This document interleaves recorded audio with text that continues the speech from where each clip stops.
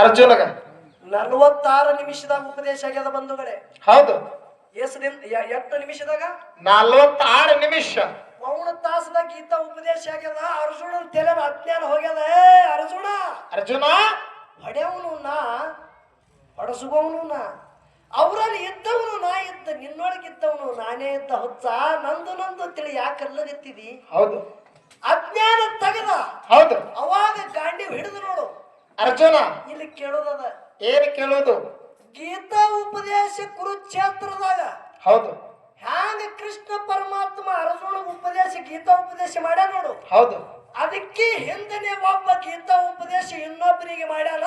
ಆ ಉಪದೇಶ ಮಾಡದವ ಯಾರು? ಆ ಉಪದೇಶ ಕೇಳದವ ಯಾರು? ಹೌದು ಹೌದು ಹೌದು ಹೌದು. ಹಿಂಗ ವಿಷಯ ಬರ್ಬೇಕು. ಹೌದಾ? ಇನ್ನೊಂದು ಮಾತು ಹೇಳ್ತ.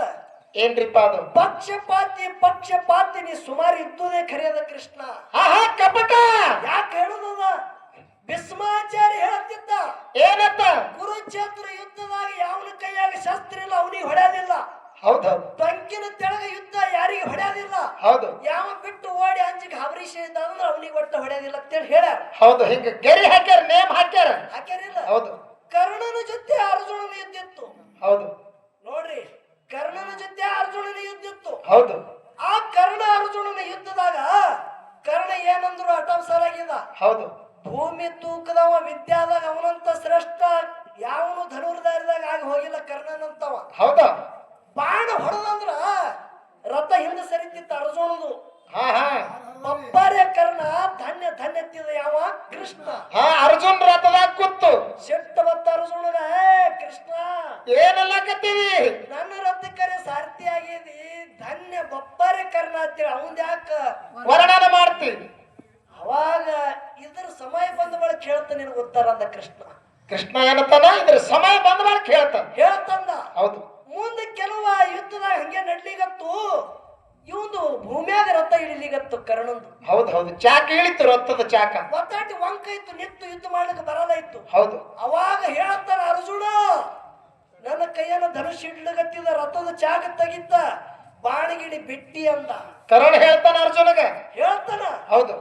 ಬಾಣ ಏನಿಟ್ಟ ರಥದಾಗ ಇಟ್ಟ, ತೆಳಗ ಇಳದ, ಇನ್ನ ಕಿತ್ತಬೇಕಂತೇಳಿ ಚಾಕಿ ಕೈಯಕ್ಕೆ ಕಿತ್ತಿದ. ಕೃಷ್ಣ ಹೇಳ್ತಾನ, ಅರ್ಜುನ ಇದೇ ಸಂಧಿ ಅದ, ಇದೇ ಚಾನ್ಸ್ ಅದ.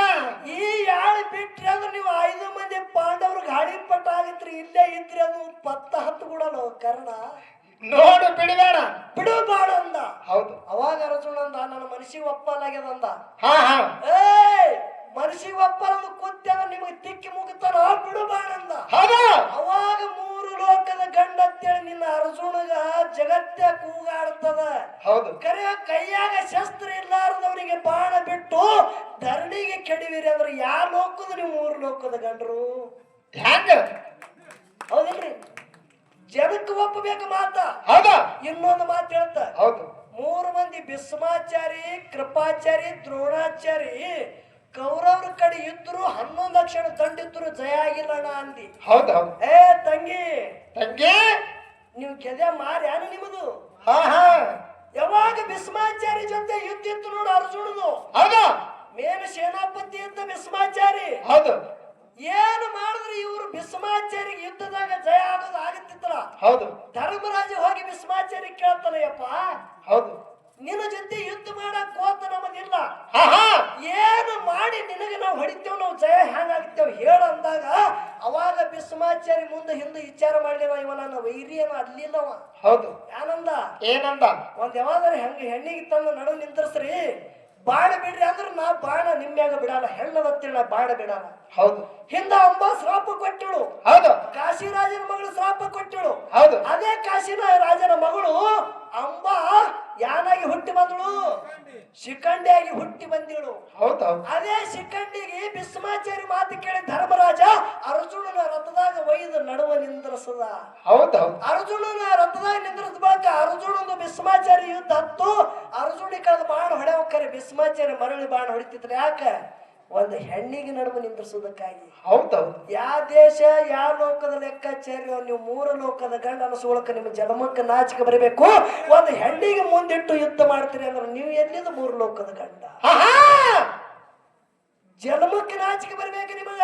ಹೌದು ಮತ್ತ ನಾವ್ ಥೋಡೆ ಮಂದಿ ಹೊತ್ತು ಮತ್ತ ನಾವು ಥೋಡೆ ಇದೀವಿ ಸುಮ್ಮ ಹಾವ್ಗಾರ ಅಂತೀವ. ಆ ಕಡೆ ಬಿಡೋದು ಹೊಳೆ ಹಚ್ಚಿ ಈ ಕಡೆ ಬ್ಯಾಡ ನನ್ನ ಕಡೆ. ಹೌದು ಹೊಳಿ ದಾಟೆ ಕಡೆ ಯಾರು ಹೋದ್ರು ನೋಡು. ಹೌದು ನಾವು 5 ಮಂದಿ ಪಂಡವರು, ನೀವು 100 ಮಂದಿ ಅದ್ ಹೇಳ್ಕೊತ ಹೋಗಿ. ಈ ಕಡೆ ಬ್ಯಾಡ. ನೀವು ನಮ್ಮ ಕೋತ ಆಗಂಗಿಲ್ಲ ತಂಗಿ. ನೀವು ಪ್ರತಿಯೊಬ್ಬರು ಮೋಸ ಮಾಡಿ ಹೊಡೆದಿರಿ. ಹೌದು ಪ್ರತಿಯೊಬ್ಬರು ಮೋಸ ಮಾಡಿರಿ ನೀವು. ಹೌದಾ ನಿಮ್ಮೊಳಗ ಧರ್ಮ ಇಲ್ಲ. ಧರ್ಮ ಅಂತೇಳಿ ಯಾಕೆ ಅನ್ಬೇಕು ನಿಮಗ? ಯುದ್ಧದ ಪ್ರಸಂಗದಾಗ ಯಾವ ಗುರು ಇದ್ದಂತ ಯಾರು ದ್ರೋಣಾಚಾರ್ಯ ಜೊತೆ ಯುದ್ಧ ಇತ್ತು. ಹೌದು ಅಲ್ಲಿ ಒಂದು ಮಾತು ಏನು ಮಾಡಿದ್ರು ದ್ರೋಣಾಚಾರ್ಯ ಕೇಳಲಾಗ್ಯಾರ ಅಂತೇಳಿ ಅವಾಗ ಧರ್ಮರಾಜ ಧರ್ಮದ ಮಾತು ಬಿಟ್ಟು ಒಂದು ಮಾತು ಸುಳ್ಳು ನುಡಿದಾನ. ಹೌದು ಅಶ್ವತ್ಥಾಮಾದಿ ಹೌದು ಹತ್ತೋ ನರನಾವ ಕುಂಜರು ಅಂತ ಹೇಳ್ದ. ಹೌದು ಅಶ್ವತ್ಥಾಮ ಅನ್ನೋದು ಸತ್ತದ, ಯಾನ ಆನೆ ಸತ್ತದೋ ಯಾನ ಮಗ ಸತ್ತನ ಗೊತ್ತಿಲ್ಲ ಅಂದಾಗ ಅವಾಗ ದ್ರೋಣಾಚಾರ್ಯ ವಿಚಾರ ಮಾಡ್ದ, ಇರ್ಲಕ್ಕೆ ನನ್ ಒಂದು ಮಗ, ನನ್ನ ಮಗ ಸತ್ತದ ಯಾರಿಗೂ ಅಂತೇಳಿ ಕೈಯನ್ನ ಬಾಣಿಟ್ಟ ಅವನಿಗೆ ಹೊಡೆದಕ್ ಬಂದ್ರಿ. ನಾಚಿಗೆ ಗೊಟ್ಟವ್ರಿ. ಅವ ಬಾಣ ಇಡ್ತಿರ್ಲಿಲ್ಲ ಅಂದ್ರೆ ಸಂಹಾರ ಮಾಡ್ಬೇಕ್ತೀವಿ. ನಿಮಗೆ ಸಂಹಾರ ಯಾರು ದೊಡ್ಡವರು ಭೂಮಿ ತಿಳಿ ಬೇಗ ಕವರವರು. ನಿನಗ್ ಒಂದೇ ವಿಷಯ ಅದ, ಏನು ಅಪ್ಪ ಹುಟ್ಟದವ್ರು ನೀವು, ಏನು ನಾವು ಇದು ಹೇಳೋದು ಮುಂದೆ ವಿಷಯ ಮಾತಾಡೋದು. ಹೌದು ಇಲ್ಲೇ ಒಂದು ಮಾತು ಕೇಳ್ತ. ಹೌದು ಕಾರಣ 3 ಲೋಕದಾಗ ದಾನಿ. ಹೌದಿಲ್ರಿ? ಹೌದು ಕರ್ಣನಟ್ಟ ದಾನಗಳು ಯಾರು ಇಲ್ಲ. ಹೌದು ಈಗ ತಂಗಿಗೆ ವಿಷಯ ನನಗೆ ಹೆಂಗ ಕೇಳ್ಯಾರ ನೋಡ್ರಿ.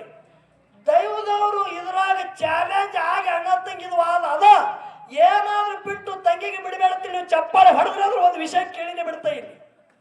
ಕೇಳಬೇಡ್ರಿ, ಕೇಳೋಣ ಒಟ್ಟ ಅಂದ್ರು ಚಪ್ಪಾಳೆ ಅಂದ್ರೆ ಗೊತ್ತಾಗಲ್ಲ. ಇಲ್ಲಿ ತಾಳಿ ಅನ್ಬೇಕು.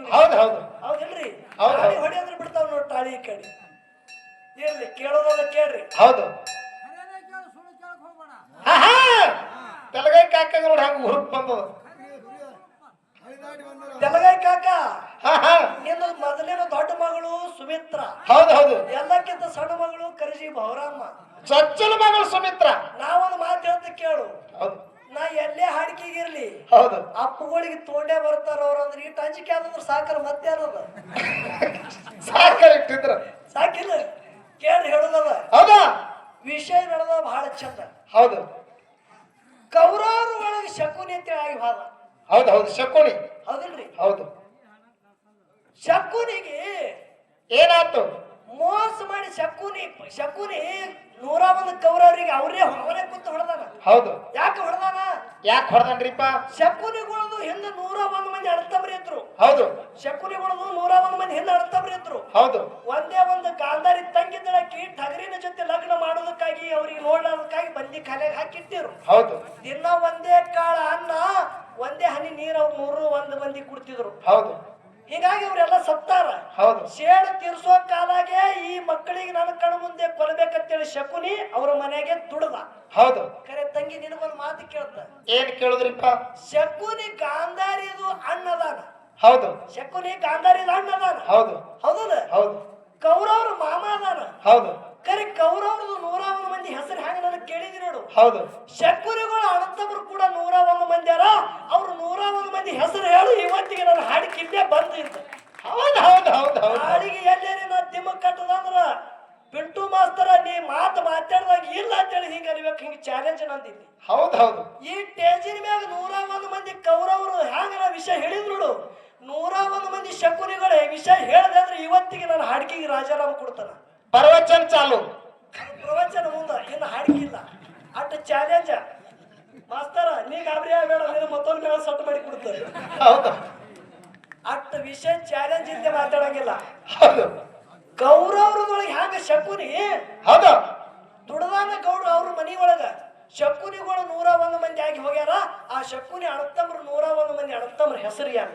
ಹೌದು ನೀ ಯಾರಿಗೆ ಫೋನ್ ಹಚ್ಚು, ಮೇಲ್ ಮಾಡು, ಮೆಸೇಜ್ ಮಾಡು, ವಾಟ್ಸಪ್ ಮಾಡು, ಬೇಕಾದವ್ರಿ ಮಾಡು. ಹೌದಾ ಆ ವಿಷಯ ಕರೆಕ್ಟ್ ಹೇಳಿದೆ ಅಂದ್ರ ತಡವಾಳ ಗ್ರಾಮ ಮಲ್ಲಯ್ಯನ ಸಾಕ್ಷಿ ಇವತ್ತಿಗೆ ನನ್ನ ಸ್ವತ್ತದ ಹಾಡಿಕೆ ಬಂದತ್ತೆ. ನನ್ನ ಮ್ಯಾಡಿಂದ ನಂದು ಹಾಡಿಕೆ ಬಂದ. ಹೌದು ಅಟ್ ಚಾಲೆಂಜ್ ಕೊಟ್ಲಾರಿ ಪ್ರಶ್ನೆ ಕೇಳಲ್ಲ. ಹೌದು ನೋಡೋದು ತಿಳಿತದ. ಇಲ್ಲಿ ತಂಗಿ ಬೆಳಗ್ಗೆ ತಂಗಿ ಅಂತಳದ.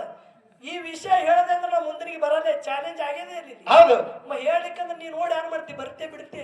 ನಿನಗ್ ಬಿಟ್ಟು ಶಿವ ಅದು ನಿನಗ್ ಬಿಟ್ಟು ದೇವ ಬರಬೇಡ ನಾವಲ್ಲ. ಹೌದು ಪದ ಅರ್ಧ ಉಳದದ.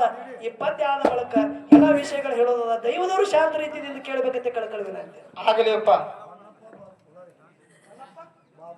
ಹೊನ್ನಪ್ಪ ಕಾಕ ಬಾಬು ಫುಲಾರೆ 51 ರೂಪಾಯಿ ಕಾಣಿಕೆ ಕೊಟ್ಟಾರ. ಅವ್ರಿಗೆ ಕೂಡ ಸದ್ಗುರುನಾಥ ಸಕಲೇಶ್ವರ ನೀಡಿ ಅಂತ ಬೇಡಿಕೊಂಡು ಕೊಟ್ಟಂತ ಕಾಣಿಕೆಯನ್ನು ಸ್ವೀಕರಿಸ್ತೇವೆ.